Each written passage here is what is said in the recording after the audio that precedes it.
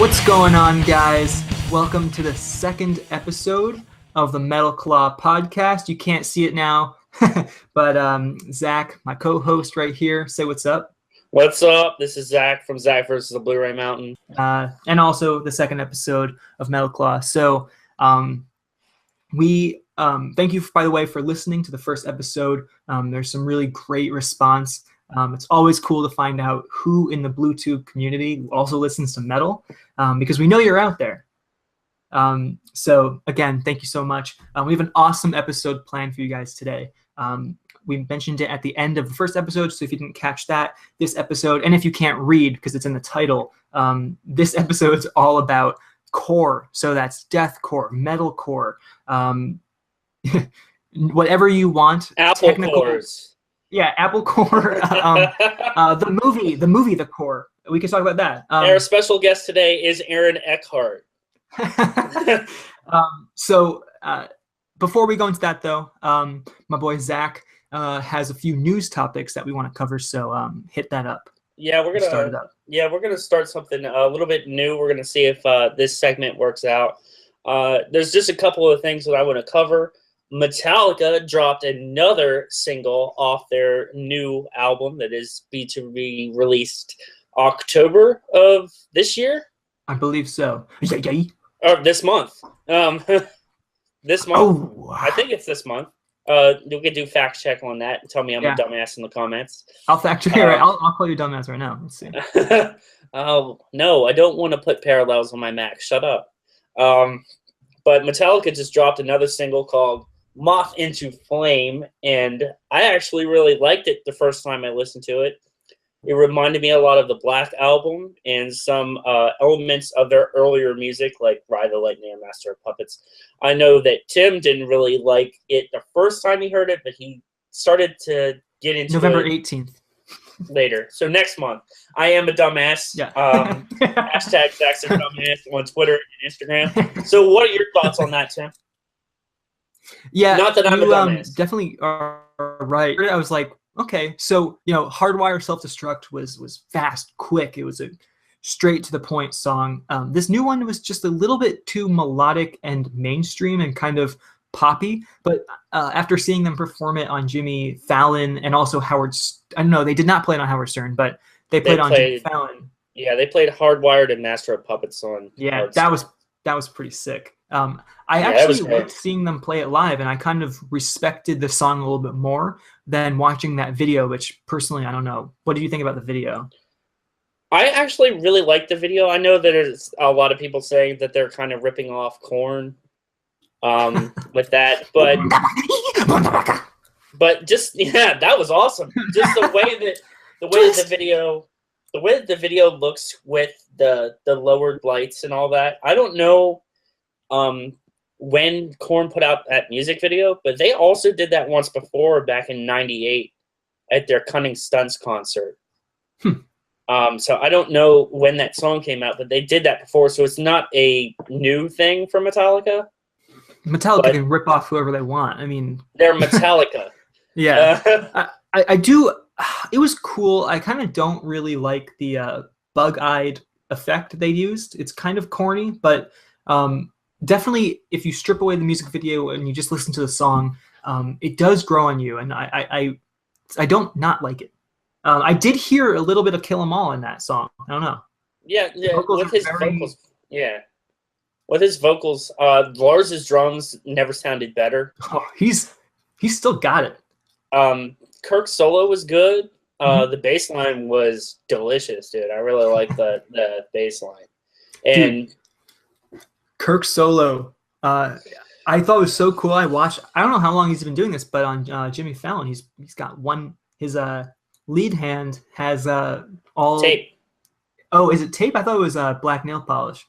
Oh, well, he's always done the black nail polish, but he's usually had tape on his strumming hand. Did he have the tape on his strumming hand? I don't think so. But I do like the one hand in all black nail polish. It's pretty awesome. Yeah, that's kind of like a 90s thing. He used to wear mascara too. But we're not going to get into that. So Tim kind of liked it the second time, maybe the third time. I liked it from the beginning. What did you guys think? Post it up in the comments. We want to read it. But the second thing I want to talk about is Opeth just released a new album, Sorceress. And I'm not a big fan of them. No, actually, I don't know them that well, so I can't really say I'm not a big fan. But so I actually introduced Tim to Opeth after our last podcast, and I don't know what your thoughts were. I don't know you really listened to him or not. I haven't done my homework yet. I did listen. So Zach also recommended I listened to Mastodon. I checked them out. Holy shit, got some real Black Sabbath vibes in there. But on the next episode, I will tell you my thoughts on Opeth. But for now, at least cover the album if you got any thoughts on it. The cover of the album? I think it's fucking stupid. I'm just going to be honest with you. Opeth used to have really, really cool album covers. Like, for instance, look up the Ghost Reveries album cover. It's horrifyingly spooky. I really like it. Heritage had a so silly album cover, and the album before this, Pale Communion, was a good album, but the album cover itself was kind of like They used to actually have really good album covers, like go back to Blackwater Park, the Candlelight Years, really, really good album covers. And sometimes it does go along with what the style of music it's going to be, because the Blackwater Park album is a very depressing album to listen to. And wait, is their album cover? Their album cover is Peacock. Yeah, I'm like, what? Not metal.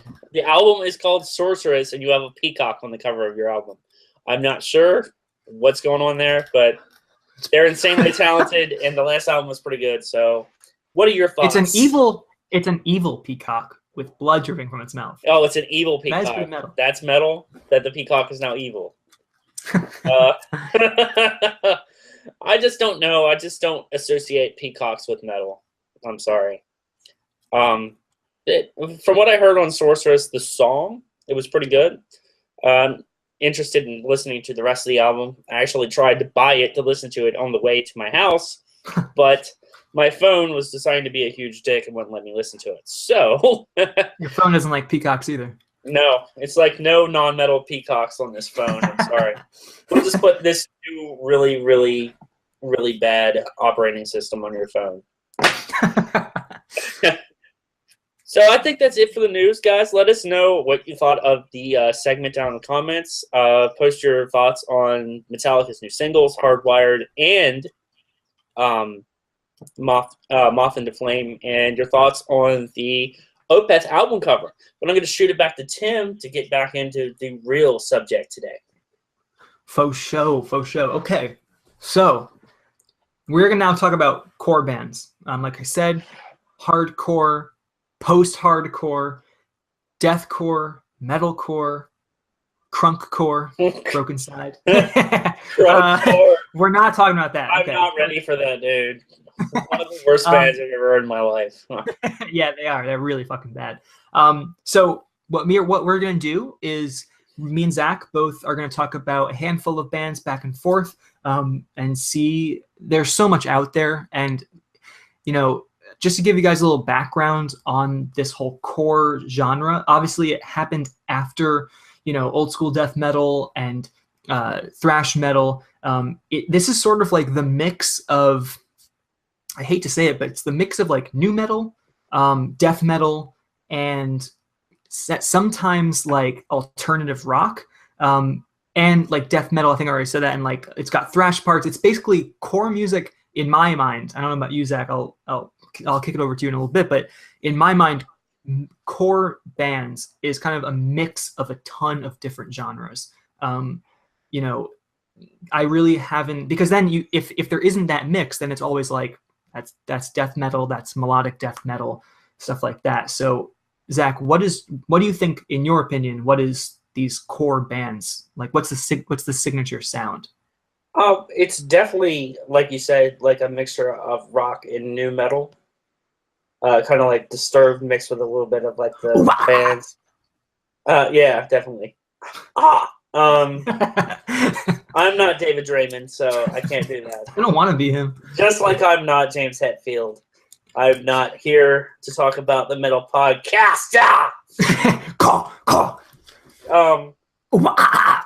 But yeah, I definitely feel like it evolved over the years of like from straight death metal, like bands like Jungle Rot or Behemoth, kind of like that, like old school death metal, into like a more I don't know how to say this, a more streamlined sound, like more people can listen to it.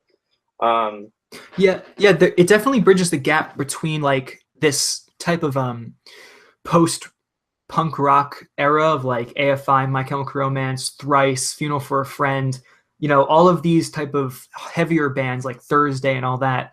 And those were easily able to be played on the radio. And then it's like, I've really never heard a deathcore song or metalcore song played on the radio unless it's like a very melodic song, like Bullet for My Valentine, Tears Don't Fall. Like you can definitely hear that on the radio. But ultimately, to me, these songs are the heavier version of all of those, like, My Chemical Romance and all that stuff. It's like, that's not heavy. Want to see heavy? We'll do that. And what's cool about core bands, especially for me, deathcore, you have one vocalist doing tons of different vocal styles. You have amazingly talented guitarists. You have breakdowns. You have prog parts. Like it's basically whatever you want to do. You can do it in this genre, and it's always progressing. I think it's not as popular as it was. I'm just speaking for myself. It's not as popular as it was back in like 2012, 2010, 2011, stuff like that. But I think we've gotten a more refined sound now. There was a lot of experimentation. The hardcore kid, I'm doing quotation marks, the hardcore kid has changed from 2009 until now. When did you start to listen to core music?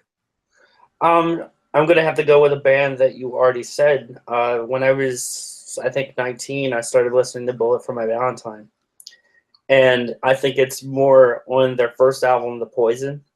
Mm-hmm. They're more deathcore style. That's the Red and Black one? Their second album, Screaming Fire, is a thrash masterpiece, in my opinion. Like songs like Screaming Fire, Waking the Demon, Eye of the Storm, which is a fucking crushing track. So if you've never heard that before, definitely check it out.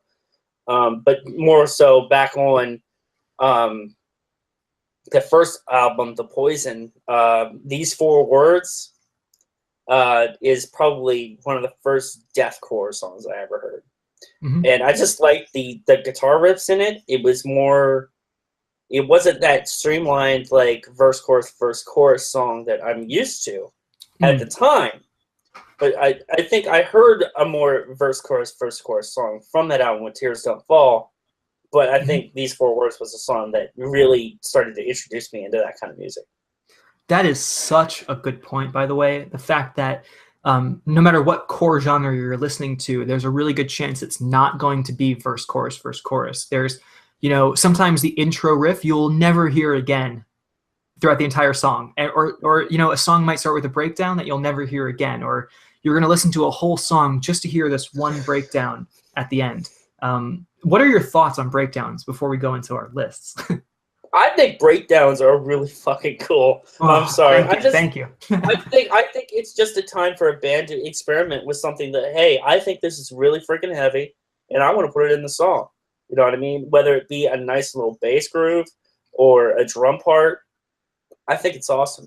And especially if the band is like drop C or even 8-string guitars, it just sounds brutal. Breakdowns have been around for a long time, actually. Here's a little history lesson for you. The earliest one I'm familiar with, which I know if someone has an earlier one, or if you do, please let me know. But my earliest breakdown is Domination by Pantera. Zach's doing the metal hands. That is seriously a very early breakdown for me. And if you kind of look at breakdowns, they were very, very popular with post-hardcore bands. The whiny singer, the the poppy chorus, and then all of a sudden it's just some nasty breakdown in like 2009, 2010. Bands like Devil Wears Prada, Asking Alexandria, and now if you kind of look at it, we've gotten away. If it seems like breakdowns have been oversaturated, and we've now moved away from the classic breakdown, with a dun dun dun dun dun dun dun, and then everyone's like, opening up the pit, and then you got the breakdown. Unearth kind of is a really great band that has awesome, like very classic breakdowns. But if you look at it now, I mean, Gent is the newest form of breakdown, and we're already kind of moving away from that. Do you consider Gent to be core? Oh, definitely. One more thing I wanted to say before I give you my thoughts on that. You brought up Pantera. Mm-hmm. Walk from Pantera is just a giant. It's a giant breakdown. The entire song is a breakdown. But Domination, Cemetery Gates, Cowboys from Hell. That's my favorite album from them. Yeah, that's amazing. Medicine Man is on that album, which I love, by the way. It actually unfortunately broke. One day I was going to work and I put my car into gear. The CD snapped it in half. I was very upset because I didn't have it on my computer. And that was right at the start of shift too, so I was very pissed off the entire day. You're listening too much Pantera, man. Well, it does that to you. So, although Phil Anselmo's whatever his last name is, his vocals are not the strongest on that album. I think they're better on Vulgar Display of Power, but whole other podcast. Yes, I was actually thinking about that as I was talking about it, because I think Cowboys from Hell should have its own podcast episode. Agreed. Okay. But sold. What you were saying about Gent bands, definitely. I think they're definitely they're definitely the new breakdown. But is it a core band? It's its own genre. I mean, for those that don't know, can you explain what Gent means to our listeners? Gent comes from a certain sound that no, and I have a point to the story. It comes from a certain sound in European metal, from Meshuggah. Mm-hmm. Most of these bands were inspired by Meshuggah that had their own style, and now all these other bands sound exactly like Meshuggah. And Devin Townsend said it best himself on Deconstruction. We have all these influences to pull from, but yet we still all rip off Meshuggah. I really feel like Meshuggah is like the Beatles of, really heavy technical death metal. Definitely. I don't even know what to describe Meshuggah as. They are Meshuggah. And they're like the heavy metal, not like the heavy metal version, because they are heavy metal, but like the European Metallica. Yeah. I mean, I'm literally puzzled at what to describe. They're Meshuggah. If you haven't listened to Meshuggah, go and listen to them. Seriously, they're incredible. But that's an interesting question because Gent, it's like Gent. Gent has pretty much is the newest form of metal in my eyes. It didn't exist. Meshuggah was Gent, but they never called themselves Gent. Gent is like this new form of metal, and oddly enough, all the bands who like it are like super into science and all that shit. So I don't know. It's a weird genre. Nerd metal. Mm-hmm. No, there is like what is the name of that? My friend told me about this a long time ago. They actually use math equations to come up with riffs. That's cool. I forget what it is.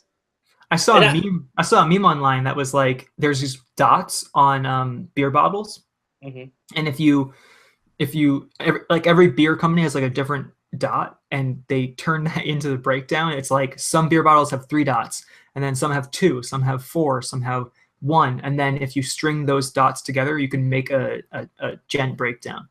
It's definitely a more learned style, because I remember almost throwing my guitar through the window a couple times trying to figure out how to do that, because it's not easy. Yeah, you gotta have a really good guitar too. Yeah. So let's go into our list. We'll run off a handful of them, and let's get started. So the first band I'm going to talk about is actually one that I know, Zach, you listen to, and that is Veil of Maya. Veil of Maya is an interesting band because they started out strictly just like, I guess they're progressive deathcore, I would say. Yeah. Because they're really, really technical, but they're heavy as fuck. They have breakdowns, which, you know, some bands don't have breakdowns at all, and other bands, you know, the best part of their music is the breakdowns, and the rest is just white noise. But for Veil of Maya, it's both of it is just amazing. Their breakdowns are, talk about technicality. They probably use math equations. Their lead guitarist is phenomenal. Their vocals are amazing. But you know, all they have is brown out and now. Sorry, I had to do it. That is the song of Punisher. That is such a sick song. I love Eclipse. It's my favorite album from them. It's the last album with their old lead singer. Mm-hmm. And actually, yeah, because they added in they never had clean vocals, and in their last album they added in clean vocals. I actually liked when they were auditioning a new lead singer, they had a female vocalist audition. And I forget what band she's from. She's from a very popular band, but she sounded awesome singing to Veil of Maya, some of their older singles. Shout out to all of the female metal vocalists out there. It doesn't matter what genre it is. It's such a special thing. It's something that you don't hear very often. When you do, I'm always intrigued by it. I'm thinking of bands like I Wrestled a Bear once, Agoraphobic Nosebleed, Arch Enemy. I mean, there's so many. It's so good. Sonata Arctica, Nightwish. Yeah, Epica. Yeah, and you can even go to the more rock style. You got Paramore. You have Evanescence, Hailstorm, Flyleaf. You can keep going further and further and further. There's tons of amazing kick-ass women out there, and support their music, please. Definitely.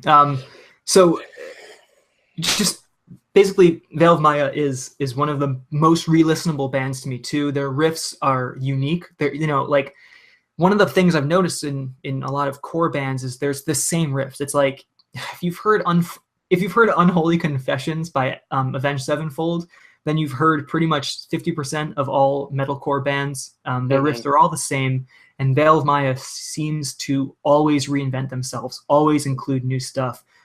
So if you guys haven't heard them yet, enjoy, because and also I would say start with The Common Man's Collapse. It's a sick album. Oh yeah, definitely.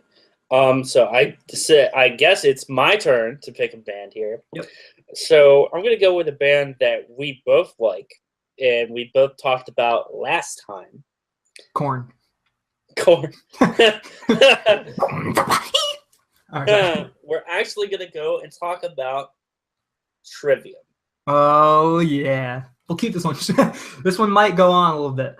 This one might you know, you might want to check out a little bit here, but don't check out. Keep watching the podcast. Keep listening to the podcast.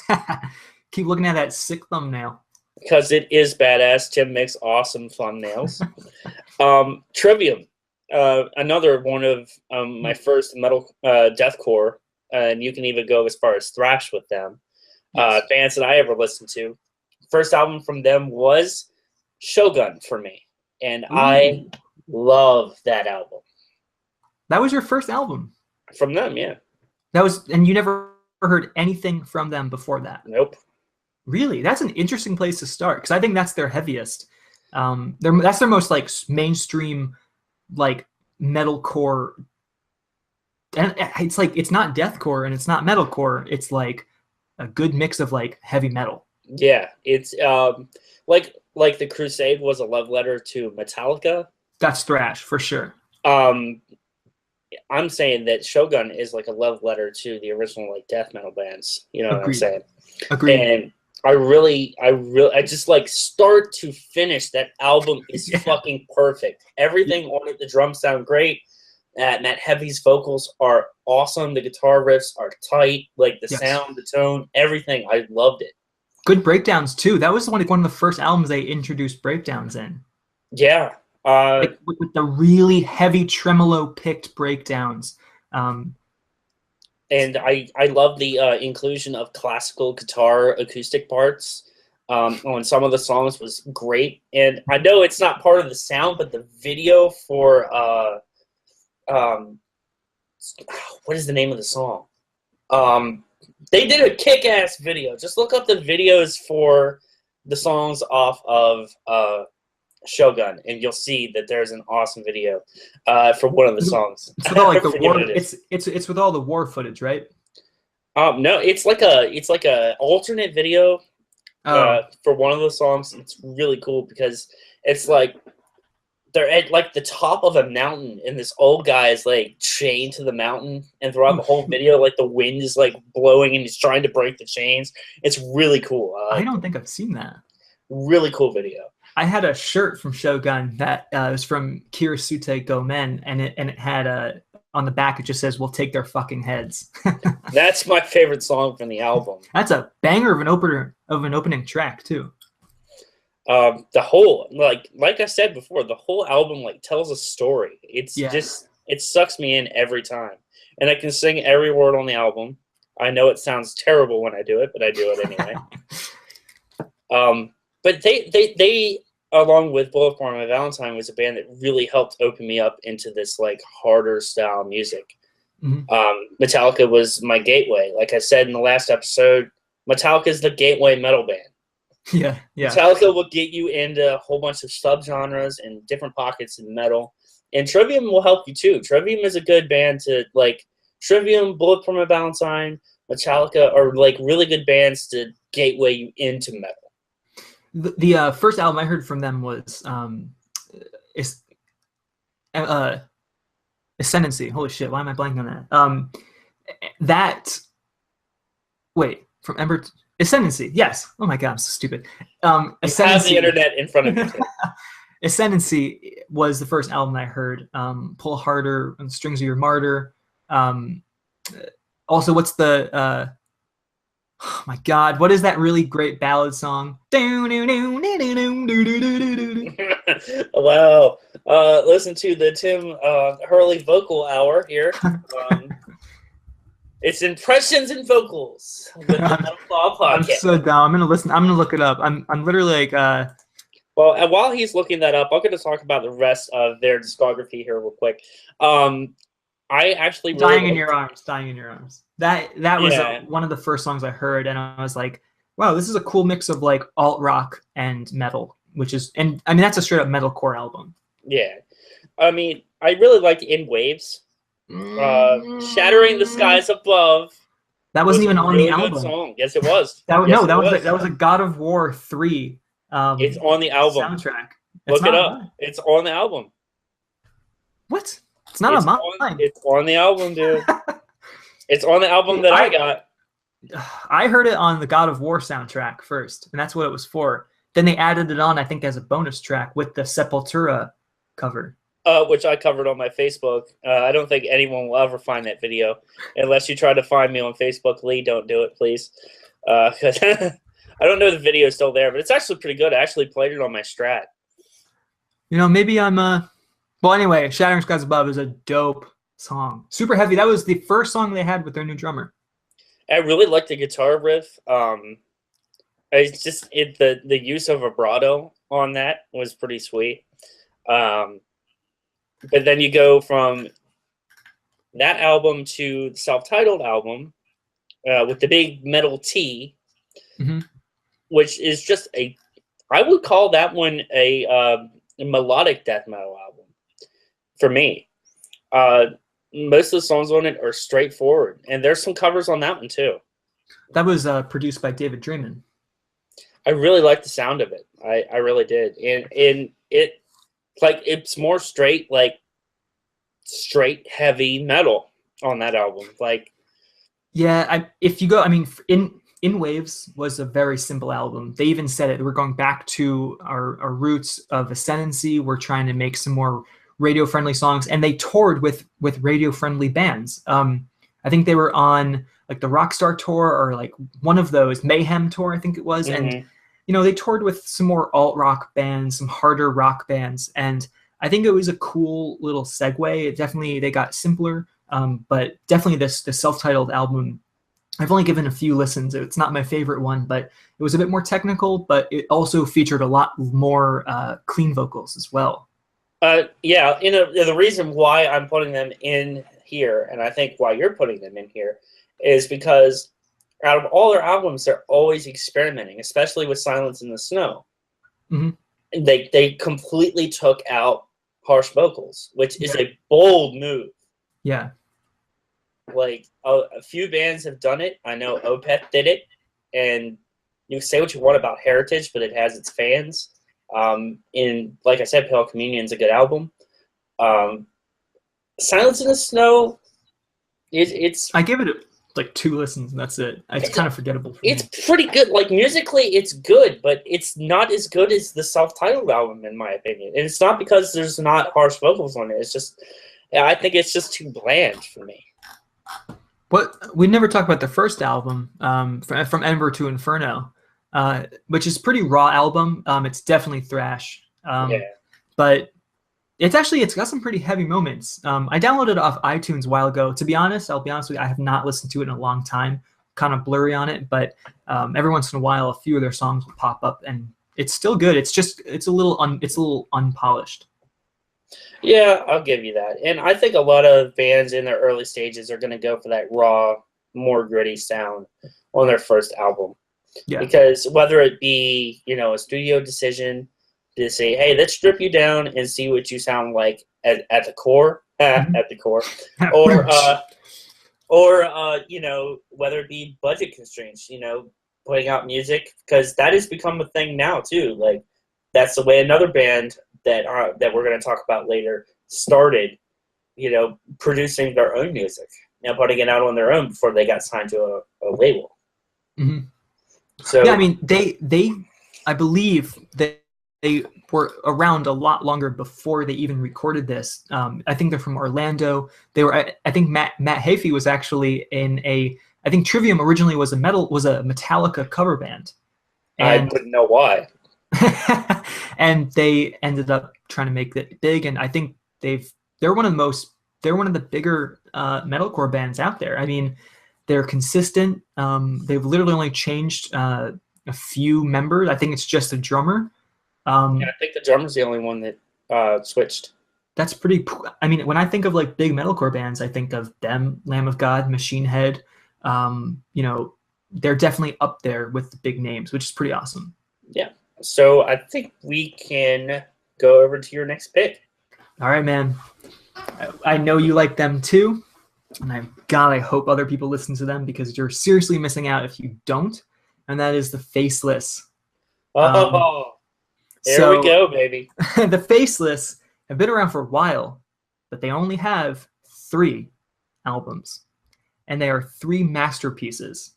The first album, Akeldama, or Akeldema, I'm really dumb with pronunciation. That album is like a love letter to Swedish death metal, like In Flames, Dark Tranquility, At the Gates.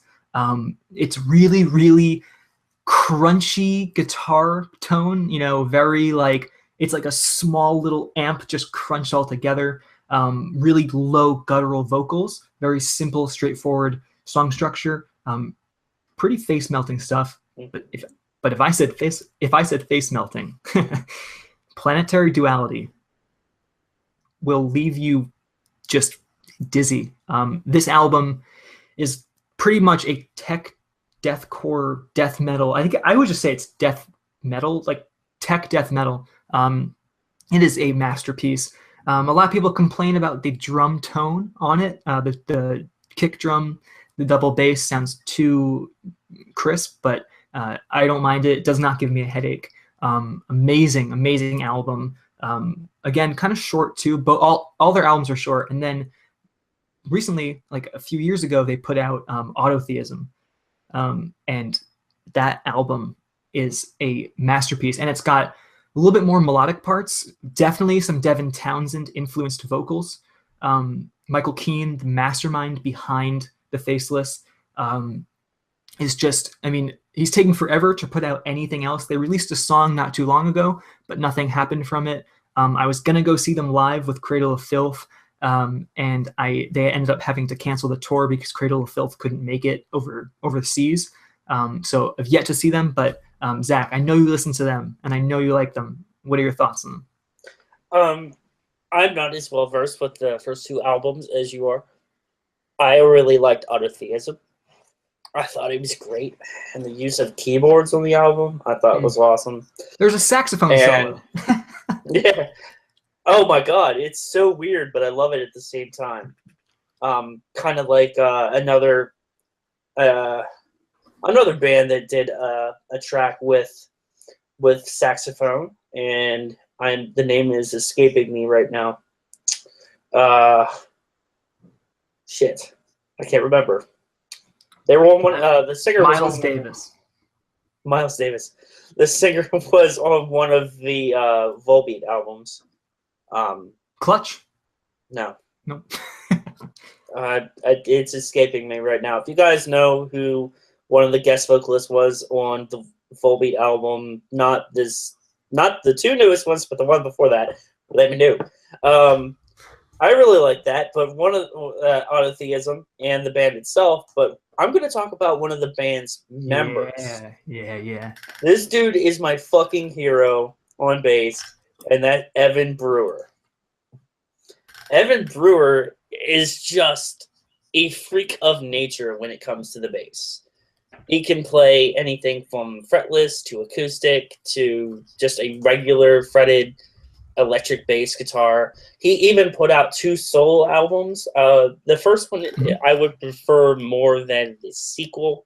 Not the sequel, I'm thinking about movies right now. More than the sophomore album. Just to be able to do an entire album layer by layer with just one instrument takes a lot of talent.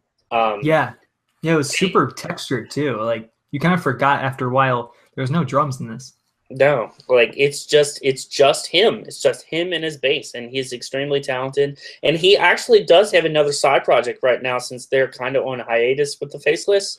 I thought he was leaving the Faceless, but I can't read quick enough to figure out what the verdict is. But I remember the Faceless was having a lot of internal issues. And that sometimes happens with really, creative people. He's doing Entheos.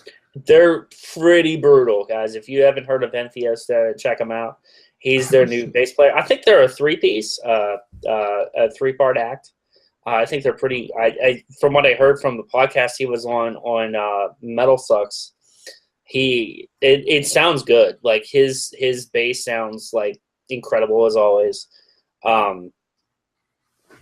mean, that's one of the reasons you listen to the Faceless. You want to hear incredible guitar solos, incredibly technical guitar riffs, and incredibly technical bass. A lot of times, metal, you never hear the bass.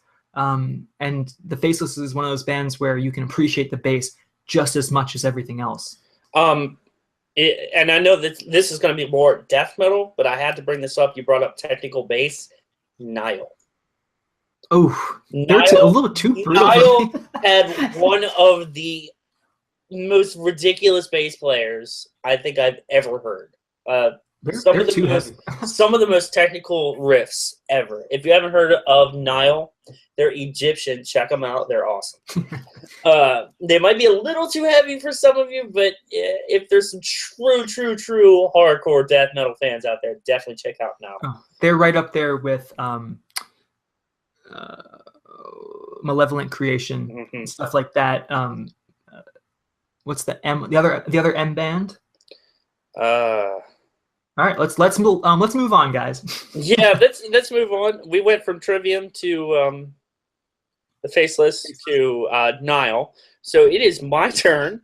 We're going to talk about one of Tim's favorite bands, Periphery. All right. Their second album and I think their third album, I kind of lost track because I don't really care anymore. Alpha Omega. Juggernaut was supposed to be one of them, and I don't know if that ever came out or not. But I'm gonna more talk about their first album, Periphery. That's all I know anyway, so we did. They went through a lot to get started. They went through a singer before they even put out an album. Their first album had a singer that was in another band that is pretty popular. I'll tell you later. I wanted to put another band. I'll put it in here at the end. It'll be a surprise. Actually, 2 bands. Because I'll be honest with you guys, we made the list right before the night started. No, I'm kidding. But yeah, definitely talk about Periphery. They were one of my first gent bands. They were one of my first gent bands, like, to really listen to. I actually kind of liked Misha Mansour at first, and then I kind of fell out of love with the band after seeing some of the douchebaggery on Facebook. And I'm not outspoken about how much I don't like that kind of scene. But I actually thought that they were very progressive, more progressive gent. They're one of the earlier gent bands that actually made it popular. Yeah. And I really, I fell in love with their first album. Icarus Lives is gent. Like, if you want to listen to a song that will get you into gent and it's not too heavy, check out Icarus Lives. Is that the one that starts with it's like not toned guitar? It's like yeah. And it has one of the funniest skits at the end of it. I thought it was really funny because they go through all the band members' names and stuff. But yeah, it's funny. There's some it's like an infomercial. Yeah, if like you said earlier before we started the podcast, they are a meme. The band is a meme. I swear to God. But what are your thoughts on Periphery? That album, the first album, it's okay. I think it's definitely a masturbatory album. They're literally just doing every single trick up their sleeve. The vocals, I think, is what kind of ruins it for me. I don't know how you feel about the clean vocals, but I wish they didn't have clean vocals. It's too much, and because the guy's a great singer. They should just do a clean vocal band. There's a really great band called Mutiny Within that only had 2 albums, but it's kind of like a mix between metalcore and power metal, and I think that's where Periphery should go and just do a fucking hard band and keep it. Yeah. Feel about the clean vocals. I feel like Spencer Sotelo is one of the best singers in the gent scene. I think he's a fantastic singer. They kind of called him out after the first album, calling them more of a studio band, and I think he proved himself on the second album. But I mean, as far as the band going with going different directions, if it sounds like they want to go and spread apart and try different things, I think they should do that instead of sounding kind of subpar. It's time, because all their albums sound the same. It's time. They got to do something else. So I'm gonna segue into something else. One of my surprise bands for Tim. I'm gonna talk about Born of Osiris. They were on my list too. That's what I'm talking about. That's already on your list. What do you think? Fucking bow down. Okay. Awesome. I actually really like their first album. And then I think the album's called Discovery. I'm pretty sure. The Discovery. I actually like those 2 albums. I'm not a big fan of the stuff in between that. I'm not really familiar with it either, but I remember the Blue album didn't really hold my interest. There's something really amazing about the first album. I forget the name of it, but it's got Abstract Art, Bow Down, I think Arms of Damnation, something called that. Open Arms of Damnation. What a weird album. Super weird song structure. That was one of the first bands I heard that had oddly timed breakdowns. I'm so used to bands like As Lay Dying, Lamb of God, who have breakdowns that are the same pattern for the whole measure. Mm-hmm. And I mean, Abstract Art, synth, super weird. What about you? I mean, Discovery is totally different. Oh yeah, It's way more technical. I'm a fan of the Discovery. I think it's a great album. I think their drums never sound better on that album. The drummer was one of my favorite parts of the band. When the lead guitar player left the band after the Discovery, I was so upset to see what he did as a side project was fucking horrendous. It was. What was it? Oh, it was like electronic. It was right? so bad. It was. I hated it. I'm sorry. You will never listen to this podcast, but I'm sorry. I hated it. That's like a SoundCloud band. It like I forget what they called it, and I thought like the album art looked really fucking cool, and it just sucked. I'm sorry. There's nothing I can say other than this is complete shit. like I'm all for other guys, and I'm gonna get flamed if we actually get people in the comments this time. I'm all for people like spreading their wings and trying new shit. But if it's not that good, probably somebody should have told you about it. It's so expected to want to do an electronic thing after it seems like everyone did an electronic thing at some point. All my favorite bands, like AFI, they did Black Audio. Aiden, the guy went on to do William Control. Billy Corgan from Smashing Pumpkins went on to do a solo, pop album. It's a little tiring. I mean, one of the bands that I think really pulled off, and they're more mainstream than, the core bands that we're talking about. I think Disturbed actually really pulled off adding that more, more like electronic style to their music. I mean, it's still heavy, but you can hear that electronic keyboard-esque production, and I really like that. I don't consider them metal, unfortunately. Oh wow. Let me get to another band here. I'm just gonna stick with the technical thing, and then my next band after you, I'm gonna go into a different core genre we haven't talked about. But since we're on the subject of technical deathcore, prog metal, Animals as Leaders, they are an instrumental band. Tosin Abasi, people. Oh my god. If you ever want to put down your guitar, listen to Animals as Leaders, and you'll never want to play guitar again because you'll never be this good. You're better off just playing Ramones covers. Anything from 6-string to 9-string, he nails it.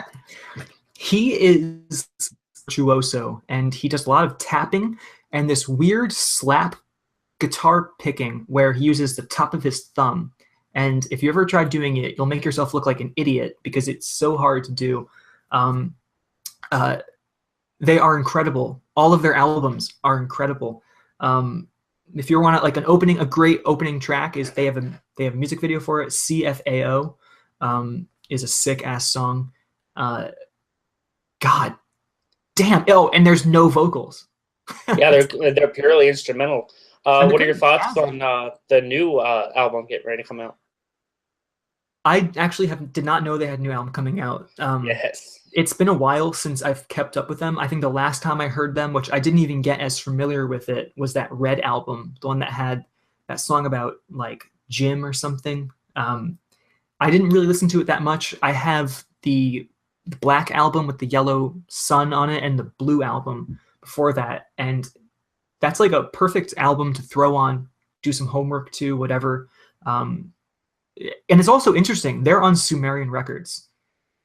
There are some heavy fucking bands on Sumerian Records, and they are probably the softest and most technical of the bands.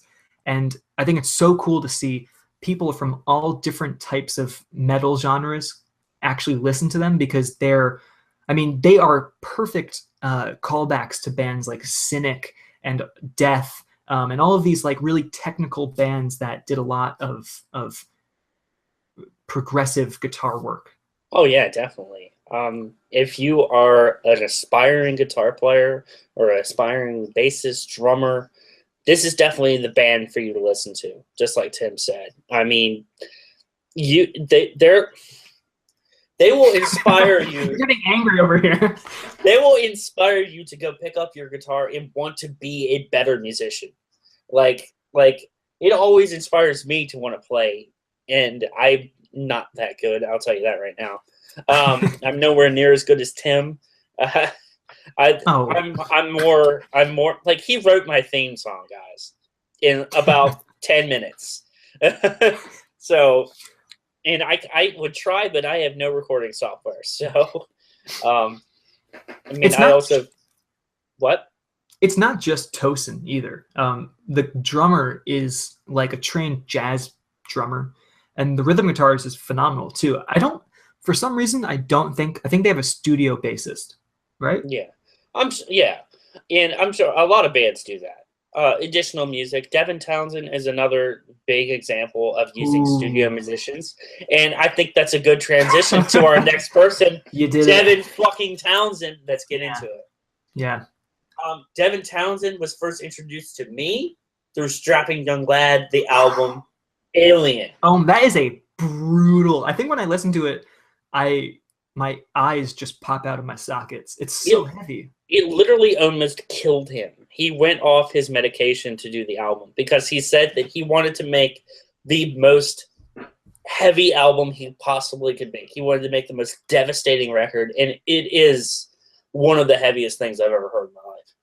It's really heavy. It's disturbingly heavy. Also, shout out to our movie fans if you're listening to this. One of their videos is a rip-off parody of Evil Dead 2. Which is awesome. And if you haven't seen Evil Dead 2, definitely watch it. Actually, simultaneously watch it because we want you guys to listen to the podcast at the same time because we're selfish. Watch it on mute. Yes. You can watch the Evil Dead on mute. You don't even need to listen to it. Agreed. What are your thoughts on Devin Townsend Project, and Ziltoid? Devin Townsend is my deity. I worship Devin Townsend. I will always remember the time that he acknowledged me on Twitter. I asked him by the way. I asked him what kind of basses he plays. He prefers Rourke basses when he records bass in the studio. So I almost died of cardiac arrest. I think he's an unbelievable songwriter. Yes. He reminds me in many ways of Steve Vai, Frank Zappa, who are legends in their own right. And he even did an album with Steve Vai. Did the vocals on Alien Sex Magic or whatever that album's called. Mm-hmm. He was so young when he did it too. Yeah, and he's got such a unique vocal style that he's inspired other singers, like you said, with Autotheism. Another band that I really like, Threat Signal. Their singer sounds a lot like Devin Townsend to me, vocal wise. Just to touch on Devin Townsend Project, I think it is an amazing evolution of music, and it definitely is like straight core. Each album has its own niche. Addicted is that more like pop sounding rock album. Kai is, kind of a little bit lighter, more alternative. Ghost is fucking brilliant ambient music. It's perfect to listen to when you're writing, when you're drawing, anything like that. The man is a genius, and Deconstruction is probably his second most heavy album. He's got some amazing singer-songwriters on there. The lead from Gojira, Paul Kerr from November's Doom, Michael Eichelfeld from Opeth. There's a lot of amazing artists on that album. If you have not listened to Deconstruction, definitely check it out. He also did Casualties of Cool with his wife a few years ago, which was like a pop album. I thought it was okay. It wasn't my favorite. And he's spreading his wings. Yeah, he is spreading his wings. But you asked my opinions on Ziltoid. Oh yeah. Love the first album, and we got into this a little on our last podcast, episode 1. Check it out if you haven't seen it, or listen to it. Cheap Pops everywhere, plugging our shit.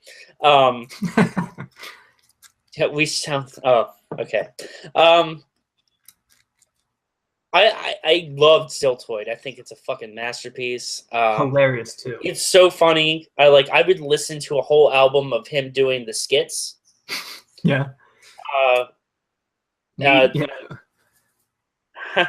What's Give us your finest yeah.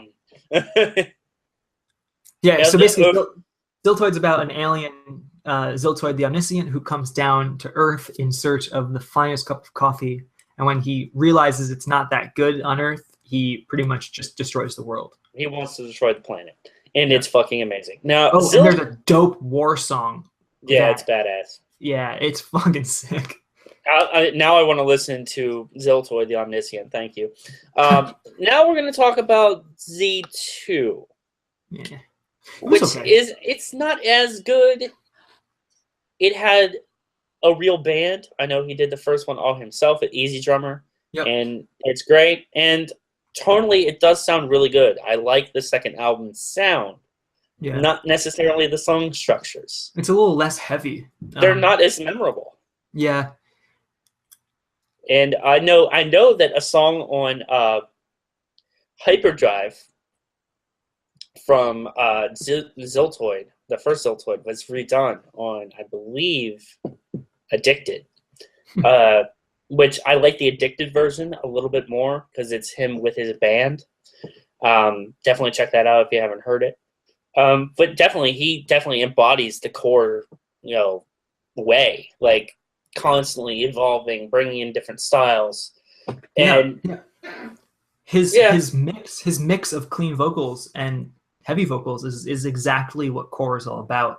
And he can throw in a breakdown or a really heavy riff and then bring it right into something that's beautiful and soft, and it's all about that exploration. All the bands we've talked about so far, they aren't just one band. It's not like if you talked about Green Day, they're not just punk rock. It's sorry, Green Day is just punk rock. That's all they are. Even if they went into the Broadway type of sound, all these bands we've talked about now, there are tons of little details and Easter eggs and adventures you can go on with each of their sounds. That's why this is such a fun genre to talk about. And the band I want to talk about now, and I'm not sure if you listen to them, Zach.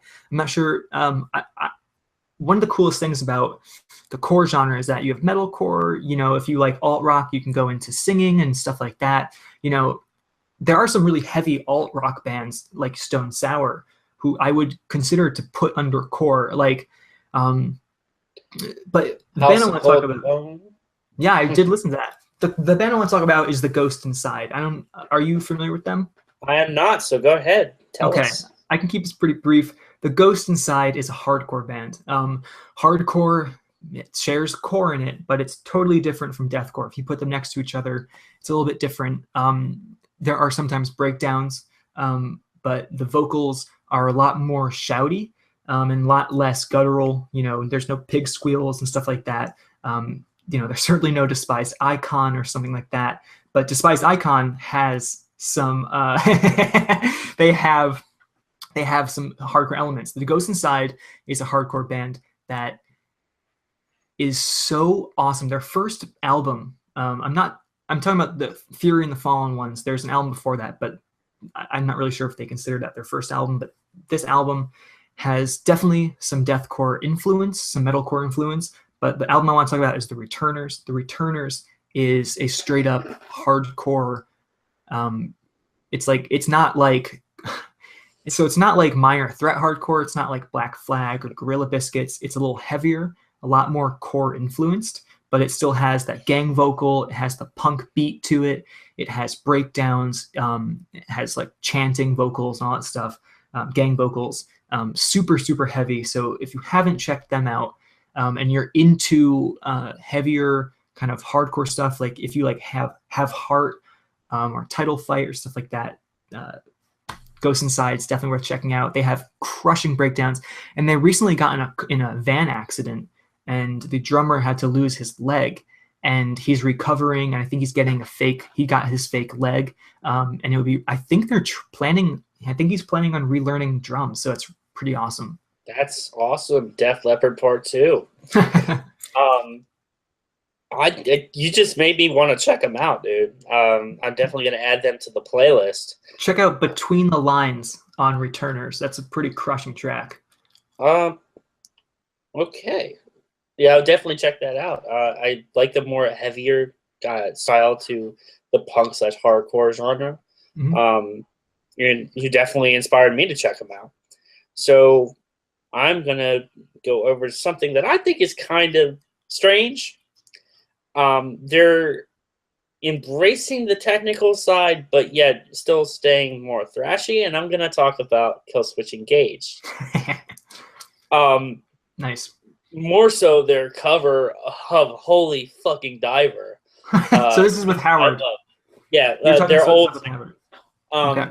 Not their new singer, because if you guys don't know, they got a new singer. They had a singer before who was this amazingly talented singer. They covered Dio's Holy Diver. Fucking awesome. I heard them play it live. It was great. One of the things I have to talk about with them is their lead guitar player. Amazingly talented dude. Like, he's probably one of the most talented guitar players in the more mainstream core genre. Mm-hmm. And he's a fucking wild man. He's literally insane. Like, when I saw him live, he was literally doing rolls on the stage while playing. That's sick. And it sounded good. Like, he didn't skip a beat, and he's doing full front face forward rolls on the stage. And just like mixing that hardcore style of like the more crazy bands from Europe and that more old school heavy style, also from Europe with Black Sabbath and, bands like that. I think that goes to paying homage to the roots of metal, but yet still, changing and evolving. Would you consider them? They're just like metalcore. Yeah, but I think they're new. They're new, but yet paying homage to the past at the same time, and that's really hard to do. Sorry. Yeah, go ahead. There's a lot of bands that pay homage. They're like that classic metal, like Trivium, Killswitch Engage. I think it's really cool that there are these monolith, bands, current day, like All That Remains. Maybe not now, but they used to be, that were just like classic metalcore, like Unearth. Unearth's never changed just to fit in. I think Killswitch is definitely one of those bands. They're not going to change. They're just going to keep making the music that they make. Yeah, they make solid albums. Every time they release an album, it's good, it's solid. There's not much to complain about. Technical riffs, they can get crushingly heavy. Every singer that they've had, because they had one before the second singer, has been great. I believe the singer from Shadows Fall was in Killswitch at one point. I believe he was their first singer. But Shadows Fall was another really, really good band. If you guys have not heard of them, definitely check them out. They fall into that as well. Solid band that just keeps making, metalcore. Metalcore's dying off. Yeah, I mean it's becoming a dying genre, but still there's bands in there that evolve. And I guess, do you have another band that you want to talk about before I get into my last one? I mean, yeah, I think my last band I'd like to talk about, I'd love to talk about Whitechapel. We've kind of already talked about deathcore. I'm going to talk about Black Dahlia Murder. Black Dahlia Murder is they're a band that has really never changed their sound. They are well versed in classic death metal bands, and you can hear it in their music. But their earlier music is definitely Swedish death metal influenced. It's fast, it's melodic, and up until an album called Ritual came out, that album featured tons of different sounds that we've never really heard from them. Their vocal range is incredible. They have the guitarist now from Arsis, who is fucking crazy good. I think his name's like something Knight, some Peter Knight or some Jordan Knight. And Ritual has such an awesome little song in the middle of the album that's like a thrash punk song. They're really exploring their sound now, and I think I haven't listened to their most recent album, but I can only imagine how great it is. But they're awesome. Their lyrics are crazy. Their drummer is phenomenal. They're just super fast. If you're into like super fast metal with that's melodic, it's not like Cannibal Corpse where it's a little abstract and kind of crushingly heavy. Black Dahlia Murder is definitely that band for you. I don't quote me on this, but I believe the singer from Black Dahlia Murder is also on Deconstruction by Devin Townsend. Really? I think he does the vocals on the song Deconstruction. So definitely check that out if you want to hear that, which is... He's a very signature sound. He does this really high pitch, like, it goes from like, blah, you know, like... Yeah. It's really good. I mean, they're definitely a... acquired taste. I never really got into them, but I definitely respect the talent that goes into making an album, like the albums that they make, which are extreme to say the least. Definitely. I definitely agree with you that they're like a heavier 3 inches of blood. Yeah, I mean, I could see that. I definitely want to check them out now after hearing what your opinions on them. I mean, I've listened to them in clips before, but I think I'm ready to listen to a whole album. I think I'm ready for it. Take the plunge, my friend. All right, so I'm gonna get into my last band here, and I actually let Tim listen to them just before we started the podcast. Black Tide. Oh, the last bands that we talked about had the word black in it. Yeah. Black Dahlia Murder, Black Tide. I mean, maybe someday we'll do a black metal podcast. We'll have to down quality our audio for that one. Yeah, we'll have to have some random like death metal playing in the background. Blast beats. Yeah. Yeah, just like randomly talk about something that comes not completely off the grid every 10 seconds. But talk about evolution.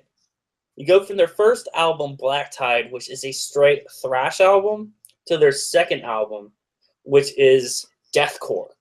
I mean, it's like thrash to deathcore. That's a huge change. And I always really like them because they're young, guys. If you have not heard of this band, when they got popular, when they were signed, I believe the lead singer was 16 years old. That's crazy. So, I mean, what do you think after your first impression of the band? It's not as valid because you know a lot more about them. You're more familiar with them. But I listened to one of their songs, and I guess it was from their second album, you said, and I liked it. It's a good mix of cleaner vocals, more melodic vocals, mixed with technical, heavier guitar parts and drums, which there's a space for that. To me, I initially, thought it sounded a lot like Bullet for My Valentine and Trivium and stuff like that, and I love stuff like that. So I could definitely see myself listening to them. I am interested to hear their first stuff, though. Sometimes a band's first stuff, since they're not as well known, have a lot of money behind it, is sometimes heavier. And then it seems like this one was a little bit more produced. The video was certainly had a lot of money behind it. Yeah, and one of the things I really liked about this band was when I first found them, they really reminded me of early Megadeth. And it reminded me of a time where, we had these really heavy bands that were played on the radio. And, now, unfortunately, I don't listen to the mainstream music as much because a lot of it sounds the same. Sucks. It sounds like literally they put 4 guys in a studio, had them record a song, and then they're like, oh, we're going to have you guys record for every band ever after. I just can't listen to the radio because most bands just sound the same anymore. Maybe the singer sounds just a little bit different. And Black Tide reminds me of like the old school, like Slayer, Anthrax, Metallica, Pantera, Megadeth, those kind of bands. And it, like I said, and like we've been saying, the theme is evolution. And what's more evolution than going from a thrash album to a deathcore album? Now, again, I'm not really as familiar with the music, but when you say that to me, when you go from thrash to deathcore, that sounds like something happened. Did it feel genuine, or does it feel like they sold out? It feels to me like they wanted to go in a different direction because they lost a guitar player after the first album. The original rhythm guitar player left the band, and they replaced him with another guy, and he's just as good. But I just feel like the band wanted to go a different direction that guitar player didn't want to go. And you know, being a fan of music, you know that. Like, the styles change, opinions differ, people leave bands, it happens. You want to make an electronic album, that's cool. Man, you want to put out a shitty electronic album. It's so bad, guys. Just look it up. I'm sorry. I don't mean to sound like a dick, but it's pretty freaking bad. I'm sorry. I know what you're saying though. It's like, you know, maybe that guy was the lead, you know, person in their sound, or maybe he was holding them back. And a band should. Here's the worst predicament. A band puts out a great album, Linkin Park, Hybrid Theory, Meteora. Everyone wants them to make a third album that's evenly, you know, that's even good. That's even better, but still sounds like them.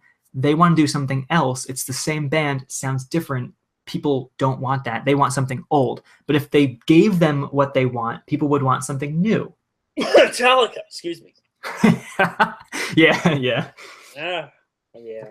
So it's being a musician's tough, and especially having money and fans is really tough. I mean, you look at these big four bands, Iron Maiden, Metallica, Slayer, Anthrax, they all sound the same pretty much.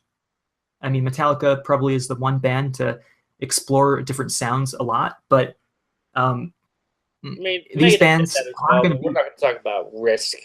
That is an episode coming up soon, guys. Metallica, Megadeth, discography. Metallica's Megadeth discography. But a band like Black Tide, and I'm sorry, I know you like them a lot, they're not going to be around forever. So I think for them to explore their sounds is kind of cool. I mean, this album's not that new. It came out in like 2014, 2013, maybe even 2012. I can't remember the actual date at this point. But, I mean, they are young, so they might have a bigger future than you think. But I don't think as a band they're going to, like you said, going to have that big of a future. I think their lead is astronomically talented. If he leaves music at any point, I'm going to be very upset. I hope a band like that, like, you know, it's tough. A lot of bands just last a few albums and then they're done. I mean, there's or their lead singer goes to jail for trying to kill his wife. Yeah, I mean, we could even go into the more rock music, and I could talk about a band that I can't stand that I used to love, Shinedown. Their original guitar player. Tell my mother I got a lot to learn. Their first two albums are really, really good. I like their first two albums. Leave a Whisper and Us and Them are really good albums. The second one's more, you know, they experimented a little more, got a little more Southern on that one. I like that one. And then after that one, that guitar player went off the grid, dude. He was gone. Never heard anything out of him. There was rumors that he was in another band, but they never saw him. I haven't heard of him. Never seen him since. And that band has not been the same since he left. So were they heavier before? Their first album's got some heavier stuff on it, like early Nickelback was more heavier. Yeah, they were heavy. Like this is way before Photograph, people. Like, yeah, No, they were definitely heavy. I mean, Nickelback earned its place on the Punisher soundtrack, you know? Yeah, I mean, back then they used to make good music, and oh man, that's a whole nother podcast too. 2000s alt rock, 90s new metal. But how about the story that Devin Townsend said that he went into the studio to work with the producer that does the Nickelback albums just to say he did, and it was a horrible experience. Ooh, well, maybe it's the producers. Who knows? Chad Kroeger used to be a good songwriter, so maybe someday we'll get a good Nickelback album again. Probably not, but maybe he'll make a progressive deathcore album. That would be so... on that note, actually, that is our second episode. What core bands do you guys like? Do you guys like post-hardcore? You know, the more mainstream stuff. Do you like more, heavier shit? Do you like hardcore? Are you a keeper of the faith? Let me know. Let us know. And Zach, where can they find you and me and everyone? Everything else. Well, you guys can find the Metal Klaw Podcast on both the Zach versus the Blue-ray Mountain YouTube channel and the Late Reviews. You can find me, Zach versus the Blue-ray Mountain, on YouTube. Also, you can find me on Instagram under the same thing. Facebook, same thing. Facebook group Blu-Tube videos. Malzak on Twitter, MULL. You can also find me at Letterboxd. Most of my links are in my other videos. And you can find Tim on Late Reviews on YouTube. Late Reviews on Twitter, Instagram, and Letterboxd. So the next episode, Zach, you put me on the spot last time. So you know what? I'm going to put you on the spot now. What is the next episode's theme? Are you ready? Gotcha. Are you ready? Oh, you already had a plan, didn't you? Are you ready? I'm ready. I'm ready. Are you ready for power metal? Ooh. Actually, my voice should have been higher for that. Yeah, power I'm ready. Metal will be episode 3. Oh. All I right, got us guys. my 20-sided die out. Oh, it's going to get nerdy. It's going to get brutal. It's going to get epic on the Metal Klaw Podcast. I've been Zach. That was Tim. Stay metal, my friends.